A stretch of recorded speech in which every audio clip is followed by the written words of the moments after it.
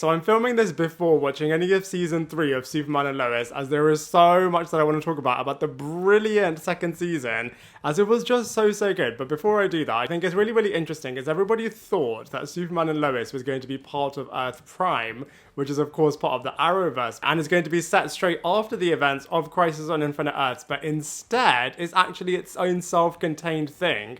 And I think it kind of worked in its favour, as originally it was going to be part of the Arrowverse, but because of all of the COVID restrictions, they obviously couldn't do those legendary crossover moments, but I think it's definitely worked in its favour, as you're just so much more connected to all of the family members, as it does feel smaller and a lot more intimate. And I absolutely loved the first season. I think Morgan Edge was an absolutely incredible character, and I love the fact that they gave Kal-El a brother instead of a cousin this time, and I just think the character was just so deliciously evil, and you can just fully see it from his point of view, as he has lost his planet, he has been fully brainwashed and truly mentally abused by his AI father, and just wanted to bring back all of the Kryptonians. Of course, the things that he was going to do in terms of wiping out all of mankind was incredibly barbaric, but I just think he was written so well, and I just think it's absolutely brilliant that Tallow is back in this season, as he was just such a wicked character. And when he did first come back, I thought it was really clever how you're thinking he hasn't got any of his powers anymore, but then he does still have his powers, and that sequence where he was just getting so emotional over his mother just favoring Kal-El to him, I just think you can just feel everything from this character's perspective. And I just thought it was even more clever how in the inverse world, the Bizarro version of his character is actually a really nice guy, and in that one, Clark Kent is a bit more overpowering and a bit more overburdening than him. And I just think his redemption arc across this season was just absolutely pure class. And of course, paving way for a brand new villain, this time Ali Alston, who is loosely based on the Parasite classic Superman villain. And I just think this character was just so good. On that point, I just have to say, Superman and Lois is just written so well. Such excellent witty dialogue. All of the characters feel like fully fleshed out, realistic people that you can know yourself.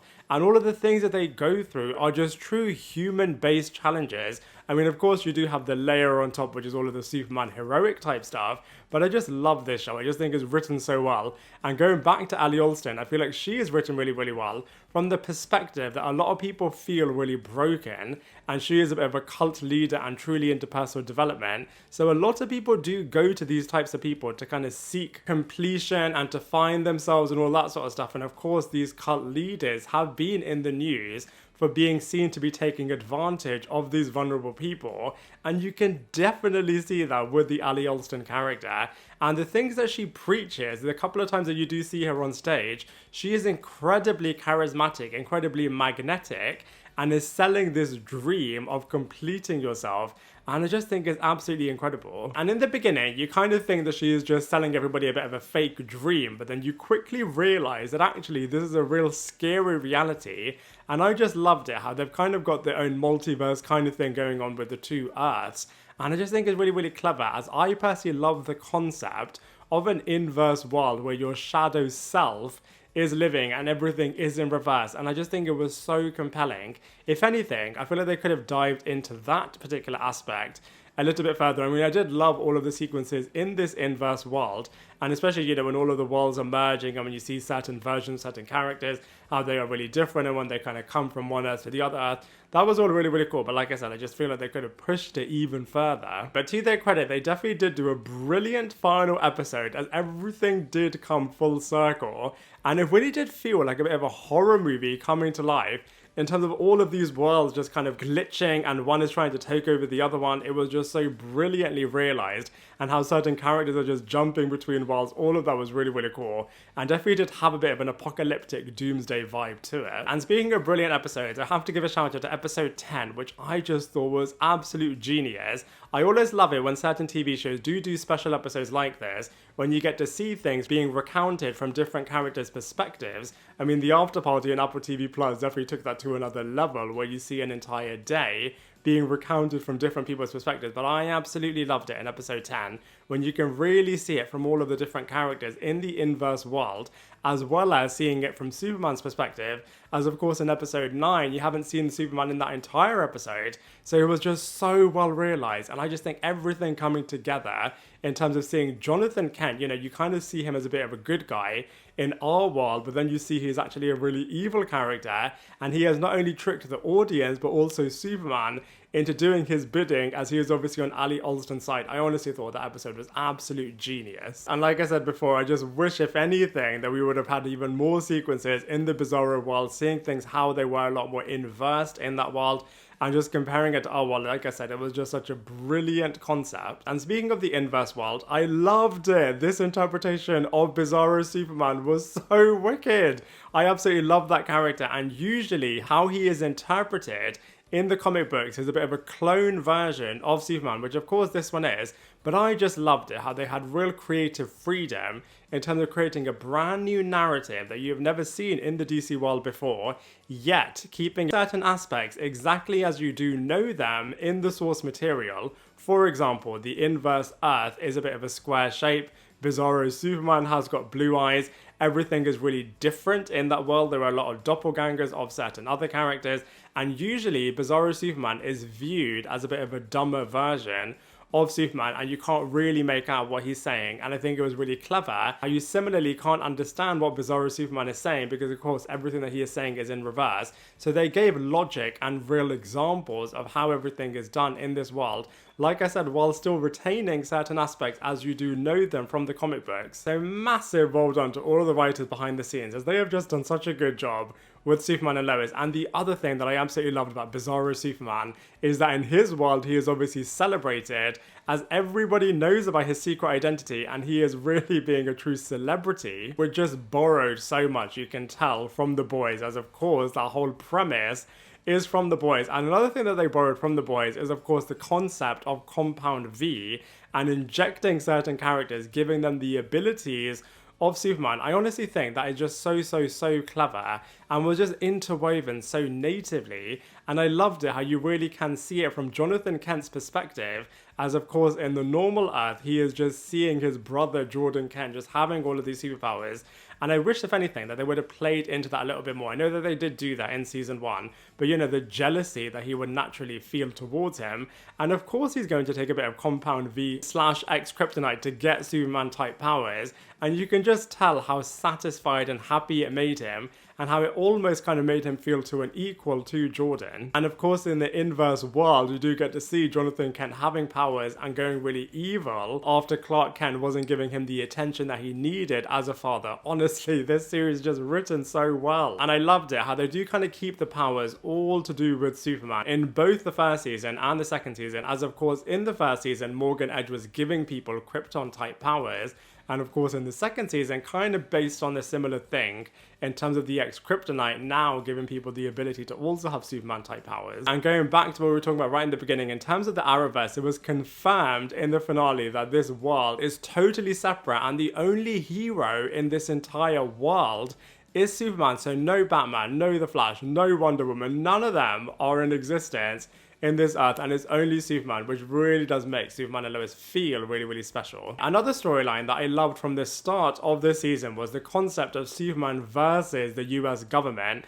as of course in the first season Lois Lane's father does feel like a real partner to Superman, as of course he is part of his family. I mean, they do have a couple of moments where there's a lot of tension between them, but for the most part they are in partnership. So I loved the character of Mitch Anderson, and you can really see a lot of tension between Superman and Clark Kent versus Mitch Anderson, and he is able to use his power and influence to really put Superman in a lot of compromising positions, and you can really see it from both characters' points of view, as of course Superman is only going to save people as his allegiances and alliances is with the entire world, and Mitch Anderson really wants him to only have allegiances and alliances with the US government specifically. So you can really see where both characters are coming from. If anything, I wish that they would have dived into this a little bit more. I can see why they didn't, because they didn't want this show to be completely into geopolitics, which I do understand, but I do feel like they could have had a lot more tension between these two guys, and I just think Mitch Anderson as a character was just killed off way too soon. And then in the final final couple of episodes, another big storyline was Superman's secret identity, and everybody just wanted to feel entitled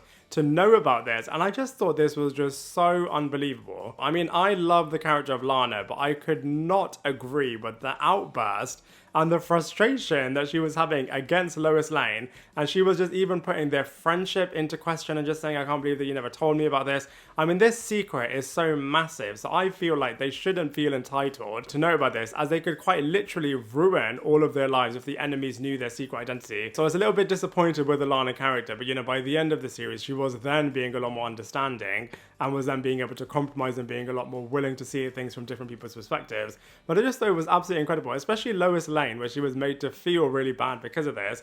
And then I kind of feel if Lana didn't kind of put that pressure on Lois Lane, then she wouldn't have told her partner in crime at the Smallville Gazette the truth as well. And Jordan Kent was being such a child. I just think Clark Kent has such a real proper reaction when he was just like, why on earth are you so desperate to tell Sarah, and you're just so young to think that you're in love with this girl? I just think you can really see things from Clark Kent's point of view. And I think his family members did put him in a lot of compromising positions in terms of just wanting to tell everybody else about his secret identity. But like I said, outside of that, I loved the Lana character. I think she was written really, really well, and you can just tell that she absolutely loves Smallville. You could really feel that in the first season, and I think the way in which they wrote ultimately for her to run for mayor was just done so well. And you can also really feel the heaviness of the fact that her marriage is falling apart, as of course her husband Kyle has been cheating on her behind her back, so you can really feel all of that. And I just love Lois Lane. I think she is an absolutely incredibly well-written character, so determined and so steely in how she conducts her business from a journalistic point of view, but then at the same time she is just such a loving mother, such a loving wife, and I just love this interpretation of Lois Lane. And I also loved it how they reprised the same actress from the Arrowverse to play Lucy Lane. And I just really felt sorry for the Lucy character, as you could really tell that Ali Olsen has had a number on her and has really brainwashed her and has really played on her vulnerabilities. But at the same time, Lucy Lane put Lois Lane and the wider family in a lot of compromising positions, especially when she drugged her father to then try to get his key card to allow Ali Olsen into the mine. I just think Lucy Lane was such a brilliant character and did do a lot of evil things in this season. And speaking of Steel, I love that John Henry Irons is really based on the Steel character. And of course, you know, he has got a bit of an iron suit that is very similar power-based to Superman's powers. Like I said, everything in this series is all to do with Superman's powers. And so I know that this character is, of course, based on a comic book counterpart named Steel, but I have to say, the way in which he is interpreted is this series just really does feel like an Iron Man ripoff. But what I did love is that Natalie now also has her own version of the Iron Man / Steel costume. And she was a really brilliantly written character. Loved the fact right in the beginning where you can really feel her heart breaking when the woman that she thinks is her mother is now living with the person that she believes killed her mother. I honestly thought those couple of sequences were just absolutely brilliant. And she has a really good story arc across this series, especially when you think that she is going to lose her father in the same way that she lost her mother. And you can really see how much of a tech wizard she is, and she really does help her father out on a number of different occasions. And I loved it also how Jordan's powers are just growing in this season.